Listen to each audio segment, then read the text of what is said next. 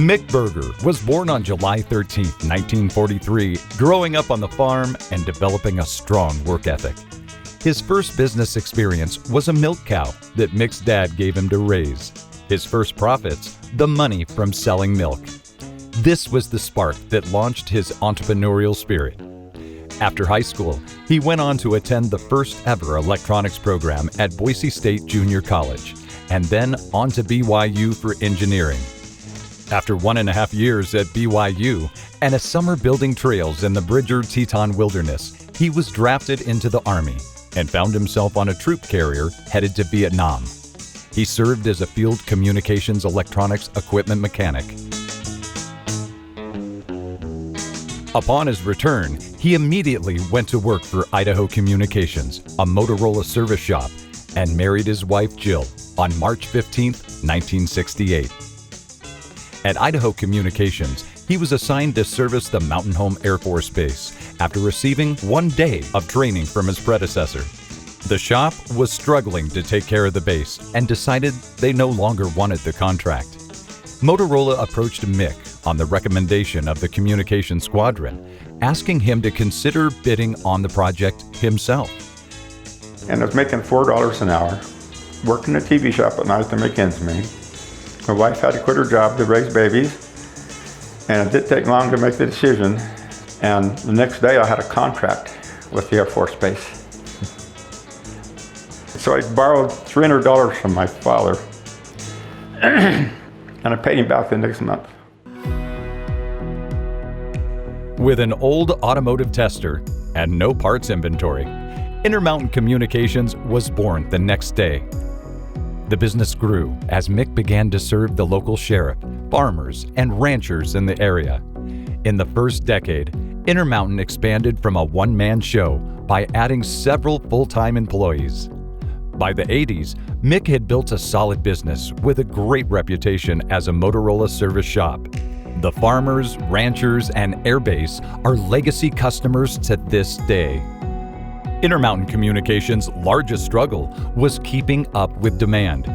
Additional sites in the Magic Valley and War Eagle Mountain added much-needed coverage, and in 1991, they became a Motorola full-line dealer, offering sales and service, a model that continues to this day. The early 90s also meant a second generation would join the company, though they were there all along, pulling weeds, sweeping the floor, doing mobile installation, and running the office. Long days and nights were just the way it was. I'm a very lucky man to have the children I have because they were interested in business, and I put them to work down here, you know. Yeah, we all kind of grew up working in the business. I started off as a little kid pulling weeds in the parking lot in Mountain Home, and then as we got older and got driver's license, one thing I did right after I got my driver's license is we pulled a building up to Bennett Mountain with a generator in the back of the truck, and I drove that. It's part of our childhood. We grew up, you know, running around those mountains, so it's kind of a special place. I was in 3rd grade, and for some reason Dad had to go someplace, and he said, just if the phone rings, answer it. When Dad got back, I had written his message, and he called the man back, and the man was still laughing. And he said, well, you have quite the secretary there. I started telling her my name and my phone number, and she asked me, she says, hey, could you slow down? I'm only in the 3rd grade and I can't write that fast. It actually was a man from Motorola, and I couldn't write that word either. So I drew the Motorola symbol so he knew who he was from. Even when we were super young and Dad had to go to a mountaintop site, that's where we wanted badly to go, no matter what. You know, oftentimes in the business, the times that you need to go to those sites are when the weather is horrible, but it was just so exciting, and we had complete faith in our leader, our dad, that he would, you know, get us there and get us back. So never hesitated in the middle of the night. We were always going out when other people were coming in. It was just the way that it was. Public safety took center stage as Intermountain Communications transitioned from the 90s into the 2000s. Always a key part of business, it has grown rapidly post 9/11. But I was getting tired, and I wanted to back out of the way of managing the business, and Jeff took that over at the time for me. People came along and they wanted to buy the business, and it's like, wow, I got a decision to make. So came up with a plan around 2004. I signed on the dotted line. He was dreadfully afraid that he wouldn't be allowed to keep working, so I promised to let him keep working for me.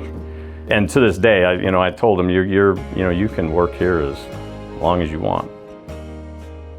Continuing to develop capabilities to include design, sales, installation, and maintenance of communications equipment, Intermountain Communications opened the Meridian office in 2014 to more effectively support the ever-expanding public safety infrastructure throughout Canyon and Ada counties. Today, Intermountain Communications supports over 12 dispatch centers and 50 tower sites. We continue to provide cutting-edge communication solutions to almost every industry and are the longest-running Motorola service shop in Idaho, achieving the highest level of service elite specialist. Determination and integrity are probably one of the two biggest things we've learned that have made this business last. Yeah, my dad definitely taught us, hard work and skills and everything that I know today, I can attribute to him. One of my favorite sayings that my dad has is it's an opportunity brilliantly disguised as an unsolvable problem. And that's our approach. We never shy away. What was once old radio tubes is now communication systems with IP backbones. And what was once small local radio sites are now full coverage carrier class towers across Southern Idaho. We still have our very first customer from 50 years ago. And with the legacy and heritage that is Intermountain Communications, we look forward to these same and ever-increasing partnerships for the next 50 years.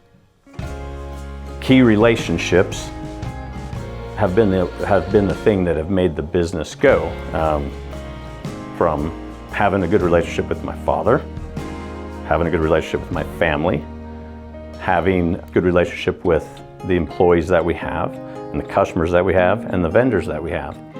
And I think that our success is because of that. I think it's because we've had the best people selling the best products to the best customers. Putting the effort into those relationships is why we've made it 50 years.